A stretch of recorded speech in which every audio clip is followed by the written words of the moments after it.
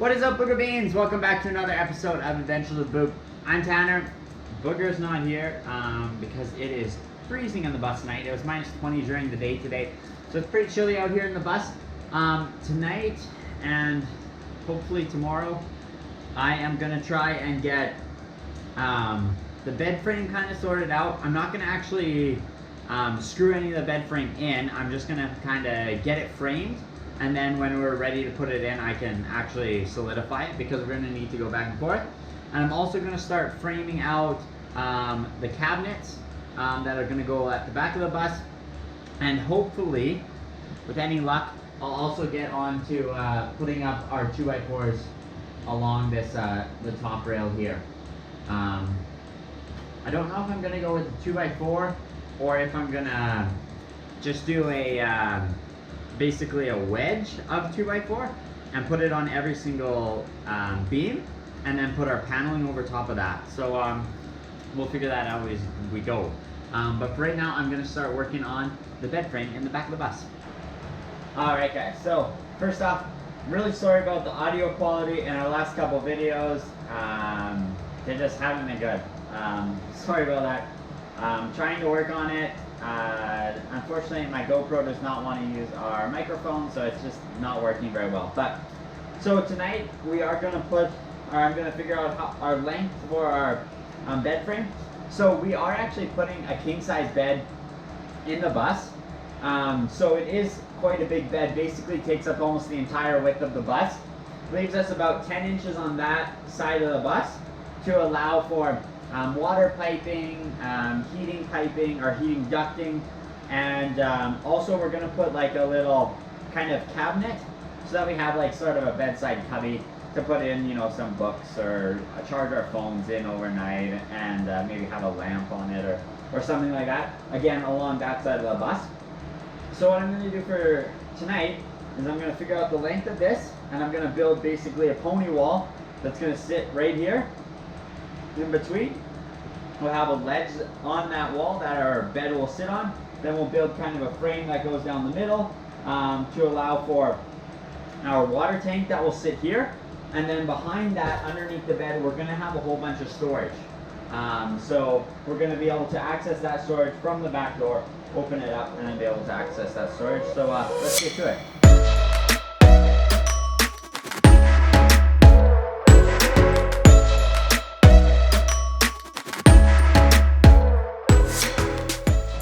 I've gotten the walls for the bed frame cut and basically ready to be installed. The reason that I haven't put them installed is because unfortunately we've still got a lot of stuff to do on the roof, and we're going to be walking back and forth and working and dealing with all these. So I basically built the walls so that they're ready to be screwed together, glued together, put in place, done.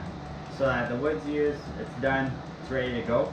But I'm not going to screw any of them in place yet, because the same sort of thing is that we are building the rest of the walls, and I want to have the rest of the walls kind of built and put in place, or the roof built and put in place before we do any of this. So I know I'm kind of doing stuff backwards, but this is just one thing for you guys to think of when you're doing your bus build.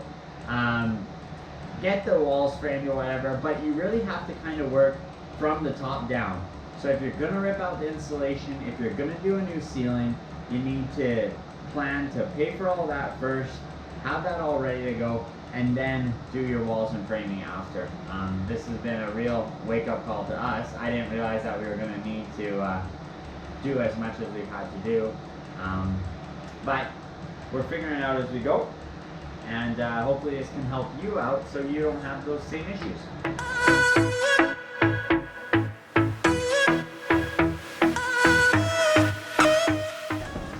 So one thing I want to show you guys I did at the back here is I took out the bottom plate where the door is, so that it gives you a little bit of extra clearance to fit something a little bit larger underneath the door.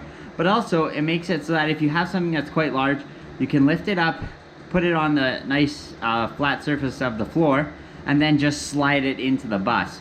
rather than having to lift it up and then hold it on the edge of the bus, then lift it over the 2x4 and then drop it down, and then try and lift it back up and out when you get it out. So that way it's nice and smooth. You can just slide it into the bus, slide it out of the bus. So that's one thing that we're doing there at the back door. So I'm sure a lot of you guys are asking, why are you guys using 2x4s? So for this wall and the one main structural wall in the living room will all be 2x4s. The walls for the bathroom and the walls for these closet are going to be either 2x3s or 2x2s. The reason that we're using 2x4s for this bed is because A, it's a king size bed. They're quite heavy in themselves. But also we want to be able to have the bed hinge up so that we can have access to storage underneath from inside the bus. And we also want to be able to have all of our mechanical stuff and all that stuff under there, so we may need to mount it to 2x4s.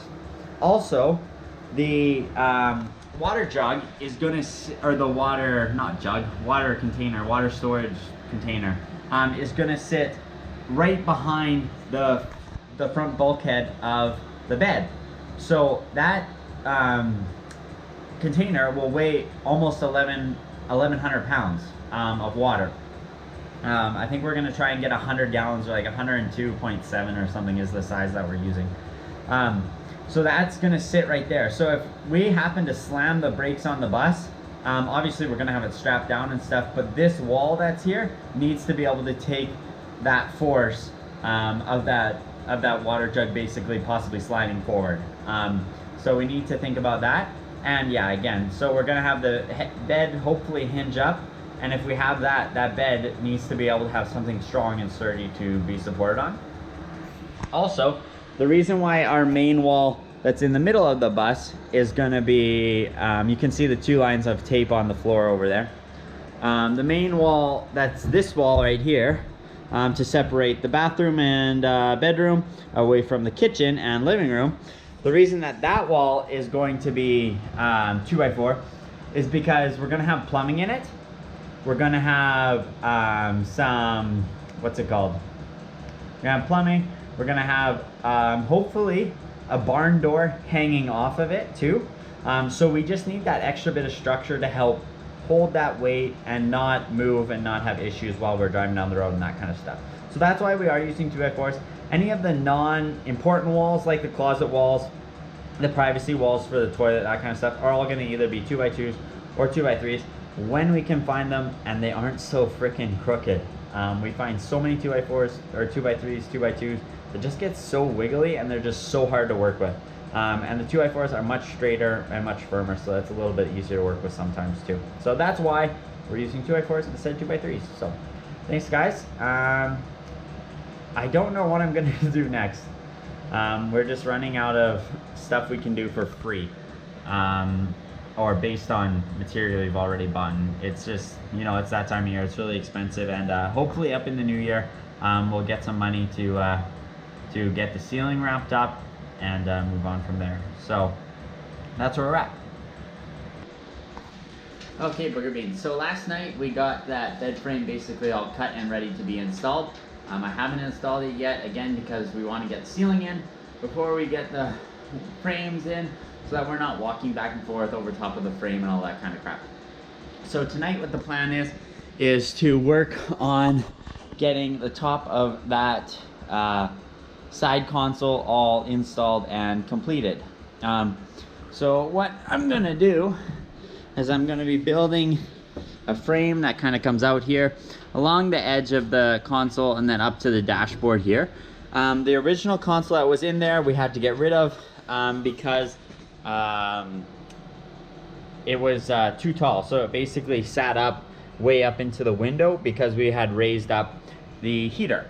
So we're gonna get into building that. For in order to start that, I'm going to cut, I want to say 2 of these 2x4s. Actually, I might only cut 1 to start. I'm going to cut them lengthwise down the middle in half, so then I'll only be using like a, what is that, 1 by 1.5 by 1.5, or I guess a 2 by 2 to build that frame. So let's get to it.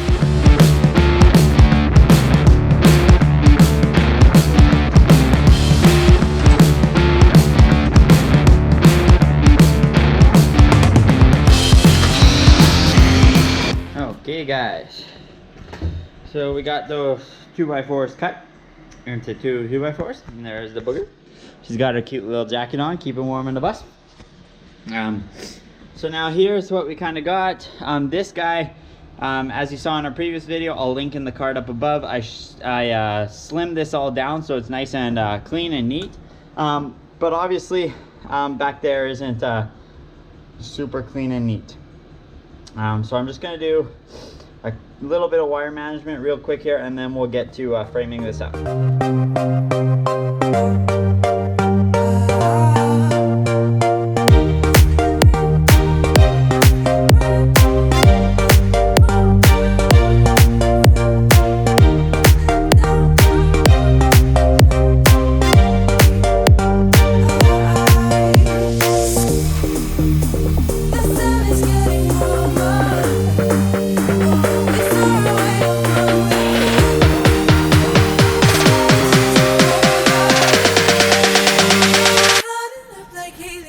Okay, Boogerbeans, I'm gonna try and wrap this up really quick because my camera only has 5% battery on it. So I kind of got that frame in. It's probably the hardest part of the bus.